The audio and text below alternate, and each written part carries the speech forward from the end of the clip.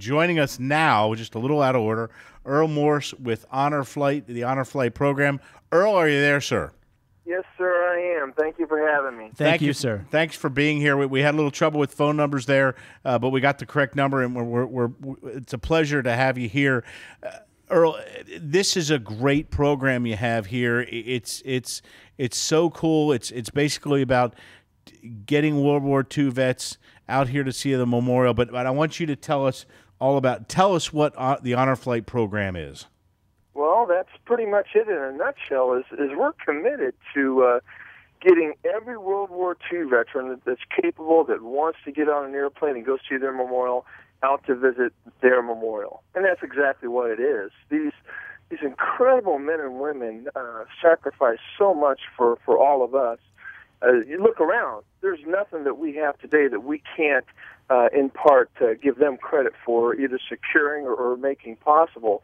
And for them to wait over 60 years to finally have a memorial, and now the youngest one's 84 years old, we're making that happen. We're making it possible for them to finally visit America's thank you for their service. And when I talked to you earlier, Earl, we talked about the fact the rate that we're losing this greatest generation is frightening. It's reality, unfortunately, but that's why this is such a great idea, and there's such urgency to this idea. This is so important to do. As you said, it took so long to get this done. Tell me, how did this all come about? What was the genesis of this idea in this program, the Honor Flight program?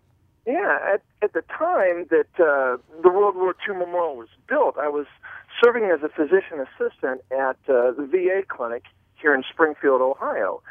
And I have the honor and privilege of caring for veterans of all conflicts, but the World War II veterans, they're a different breed of people. They are the most humble, most appreciative, most stoic, and genuinely patriotic people you will ever meet. And meeting with the World War II veterans, I was giving them a high five. I said, "Hey, man, you finally got a memorial. What do you think about that?" And just about all of them felt that I wish my friends would have been around to see it. And I said, well, what about you? Are you going to go see it? And everyone that I talked to, I had about 300 in my panel at the time, just about all of them felt that, yeah, they'd get out there sooner or later, a son or a daughter or somebody would get them out there. But because they're my patients, I see them 3 months later, 6 months later. Not one of them had been to the memorial. And worse yet, reality had set in. They were never going to see their memorial. So my previous background is I was in the Air Force. I started off as an Air Force medic, and then I flew aeromedical evacuation. I flew Air Force Air Evac. I was on flying status for 10 years, flying across the United States and also over in Europe and back and forth.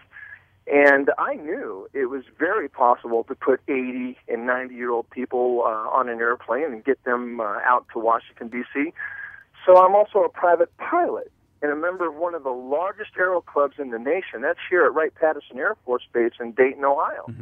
I started recruiting other pilots, and I said, if you're going to do this with me, 2 rules. Rule number 1, the World War II veteran doesn't pay a penny. And the reason for that is because these wonderful men and women, they're all on fixed income. And usually they have to decide, well, do we eat this month or do we take our prescriptions? That's what drives them out to the VA hospitals.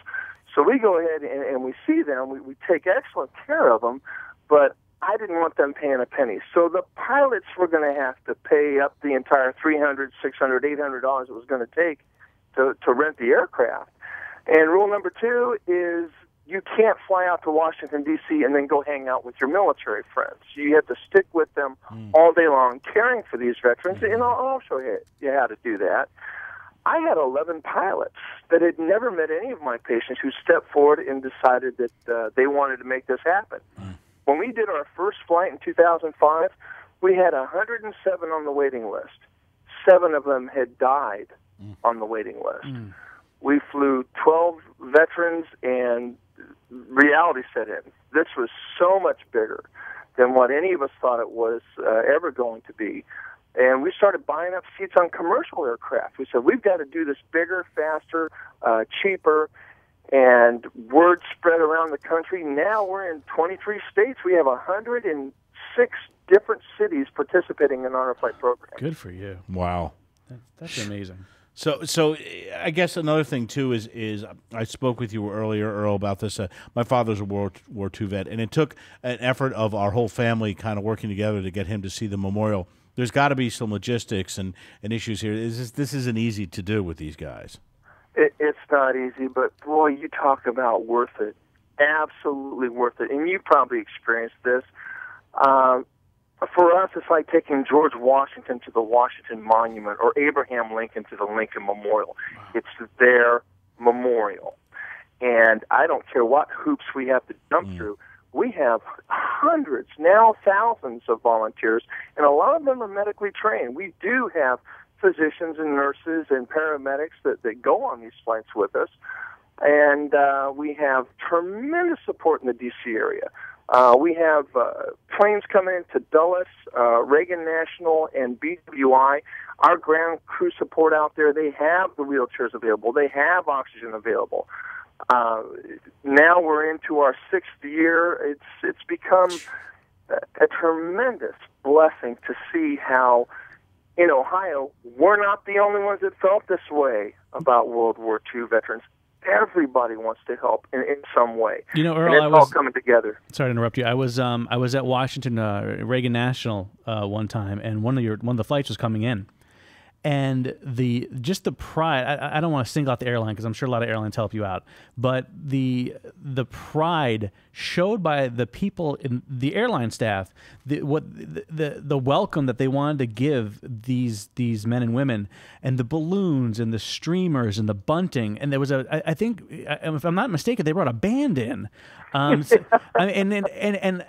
as someone like me who's never worn the uniform and is so appreciative of what these people do, I'm sitting there just stunned, just watching this, and it brings a big galoot like me to tears because it's just so beautiful to see these people come off the jetway, walk into the gate area, and these people are just so grateful that they're there, and they're just hugging people and they're high-fiving and they're shaking hands, and it is really one of the neatest things I've ever seen. Yeah, so many of them think that nobody cares anymore, and so many of us do. Yeah.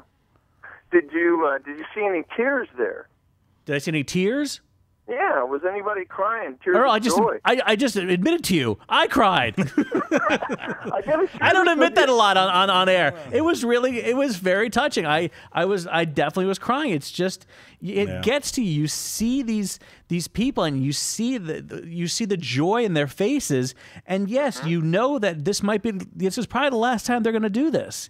It gets you. This is their last hurrah, and I got to share this with you because. I had a veteran call me up at the Honor Flight Network headquarters, and he said, I'm not going to be able to go on the flight. The flight was leaving in 48 hours. For us, logistically, that creates problems because we need to find another veteran. But so I was asking him, I said, you're not going to be able to go on the flight? Are you having walking problems because we have wheelchairs? Is it a breathing problem? We have oxygen. We can really help make this happen for you if you just tell me why you're not going to go. And this World War II veteran goes, if I go, I'm afraid I'll start crying, and I won't be able to stop crying. Oh, my God. And I told him, I said, if you're not crying, you will be the only World War II veteran that is not crying. Right. I said, everybody cries.